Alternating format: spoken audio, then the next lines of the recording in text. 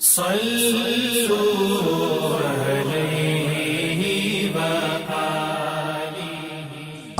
صلی اللہ علیہ وآلہ وسلم پر وحی کا ابتدائی دور اچھے سچے پاکیزہ خوابوں سے شروع ہوا۔ آپ خواب میں جو کچھ دیکھتے وہ صبح کی روشنی کی طرح صحیح اور سچا ثابت ہوتا۔ پھر من جانب قدرت آپ تنہائی پسند ہو گئے اور آپ نے غار حرا میں خلوت نشینی اختیار فرمائی اور کئی دن اور رات وہاں مسلسل عبادت اور یاد الہی و ذکر میں مشغول رہنے لگے۔ جب تک گھر آنے کو دل نہ چاہتا توشہ ہمراہ لیے ہوئے وہاں رہتے۔ توشہ ختم ہونے پر ہی اہلیہ محترمہ حضرت خدیجہ رضی اللہ تعالی عنہا کے پاس تشریف لاتے اور کچھ توشہ ہمراہ لے کر پھر وہاں جا کر خلوت گزین ہو جاتے۔ یہی طریقہ جاری رہا یہاں تک کہ آپ پر حق منکشف ہو گیا اور آپ غار حرا ہی میں قیام پذیر تھے کہ اچانک حضرت جبرائیل علیہ السلام آپ کے پاس حاضر ہوئے اور کہنے لگے کہ اے محمد پڑھو۔ آپ فرماتے ہیں کہ میں نے کہا کہ میں پڑھنا نہیں جانتا۔ آپ صلی اللہ علیہ وسلم فرماتے ہیں کہ فرشتے نے مجھے پکڑ کر اتنے زور سے بھینچا کہ میری طاقت جواب دے گئی۔ پھر مجھے چھوڑ کر کہا پڑھو۔ میں نے پھر وہی جواب دیا کہ میں پڑھا ہوا نہیں ہوں۔ اس فرشتے نے مجھ کو نہایت ہی زور سے بھینچا کہ مجھ کو سخت تکلیف محسوس ہوئی۔ پھر اس نے کہا کہ پڑھ۔ میں نے کہا میں پڑھا ہوا نہیں ہوں۔ فرشتے نے تیسری بار مجھ کو پکڑا اور تیسری مرتبہ پھر مجھ کو بھینچا۔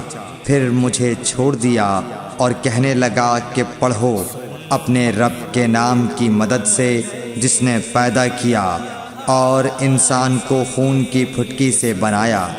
پڑھو اور آپ کا رب بہت ہی مہربانیاں کرنے والا ہے۔ بس یہی آیتیں آپ حضرت جبرائیل علیہ السلام سے سن کر اس حال میں غار حرا سے واپس ہوئے کہ آپ کا دل اس انوکھے واقعے سے کانپ رہا تھا۔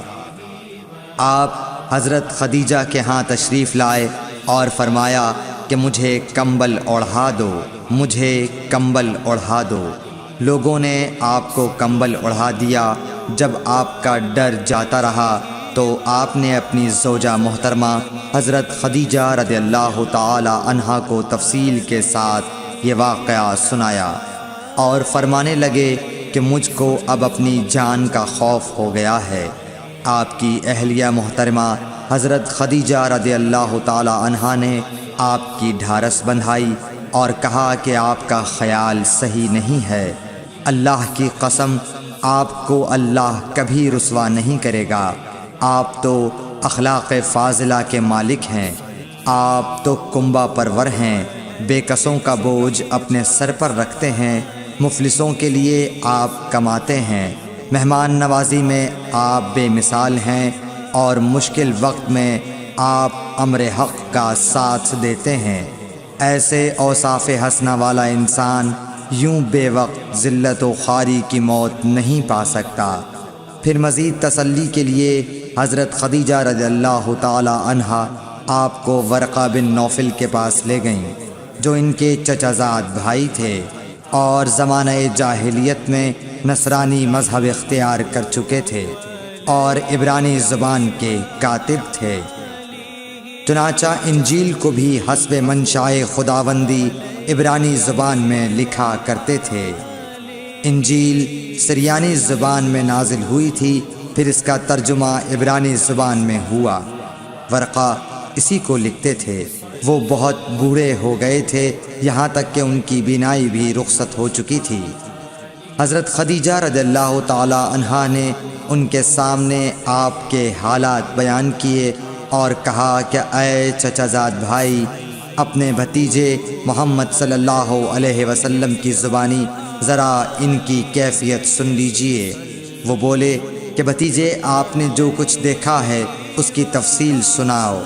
چنانچہ آپ صلی اللہ علیہ وآلہ وسلم نے از اول تا آخر پورا واقعہ سنایا، جسے سن کر ورقہ بے اختیار ہو کر بول اٹھے کہ یہ تو وہی ناموس معزز رازدان فرشتہ ہے جسے اللہ نے حضرت موسیٰ علیہ السلام پر وحی دے کر بھیجا تھا۔ کاش میں آپ کے اس عہد نبوت کے شروع ہونے پر جواں عمر ہوتا، کاش میں اس وقت تک زندہ رہتا جب کہ آپ کی قوم آپ کو اس شہر سے نکال دے گی۔ رسول کریم صلی اللہ علیہ وآلہ وسلم نے یہ سن کر تعجب سے پوچھا کہ کیا وہ لوگ مجھ کو نکال دیں گے، حالانکہ میں تو ان میں صادق و امین و مقبول ہوں۔ ورقہ بولا، ہاں یہ سب کچھ سچ ہے، مگر جو شخص بھی آپ کی طرح امر حق لے کر آیا لوگ اس کے دشمن ہی ہو گئے ہیں۔ اگر مجھے آپ کی نبوت کا وہ زمانہ مل جائے تو میں آپ کی پوری مدد کروں گا، مگر ورقہ کچھ دنوں کے بعد انتقال کر گئے، پھر کچھ عرصے تک وحی کی آمد موقوف رہی۔ صحیح بخاری حدیث نمبر 3۔